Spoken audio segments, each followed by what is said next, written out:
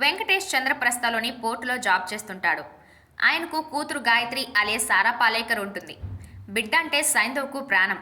అదే కాలనీలో పక్కింట్లో ఉండే మనోజ్ఞ అలియాస్ శ్రద్ధ శ్రీనాథ్తో సైంధవ్ ప్రేమగా ఉంటాడు. ఆమె ఓ క్యాబ్ డ్రైవర్.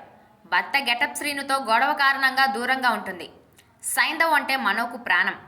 అదే సమయంలో గాయత్రిని కూడా ప్రేమగా చూసుకుంటుంది మనో.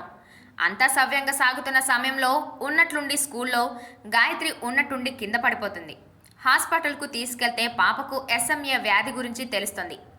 పాప బతకాలంటే 17 కోట్లు ఖరీదు చేసే ఇంజెక్షన్ చేయాలని డాక్టర్లు చెబుతారు. దాంతో సైంధవ్ ఆలోచనలో పడతాడు. అదే సమయంలో చంద్రప్రస్థ పోర్టుకు 6,000 కోట్ల ఖరీదైన గన్స్, డ్రగ్స్, ఫేక్ కరెన్సీ వస్తాయి. దాన్ని కస్టమ్స్ అధికారి మూర్తి అలియాస్ జయప్రకాష్ సీజ్ చేస్తాడు. అప్పుడు ఆ సీన్లోకి సైంధవ్ వస్తాడు.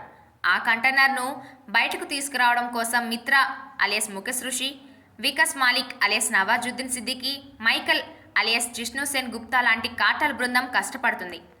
ఆ తర్వాత ఏమైంది? గాయత్రికి నయమవుతుందా? సైంధవ్ ఎందుకు మళ్ళీ సైకోగా మారుతాడు అనేది అసలు కథ. వెంకటేష్ తన వరకు పూర్తి న్యాయం చేశాడు. కానీ కథలో కొత్తదనం లేక సైంధవ్ వెనకబడ్డాడు. చిన్న పాప సారా పాలేకర్ యాక్టింగ్ ఆకట్టుకుంటుంది. ఆర్య క్యారెక్టర్కు ఇంకాస్త డెప్త్ ఇచ్చుంటే బాగుండేది. శ్రద్ధ శ్రీనాథ్, ఆండ్రియా క్యారెక్టర్స్ బాగున్నాయి. ఈ సినిమాకు మేజర్ రిలీఫ్ నవాజుద్దీన్ సిద్దికీ. విలనిజంతో పాటు కామెడీ బాధ్యత కూడా ఆయనే తీసుకున్నాడు. మిగిలిన వాళ్ళంతా ఓకే. ఓవరాల్గా Saindhav interesting, idea boring narration.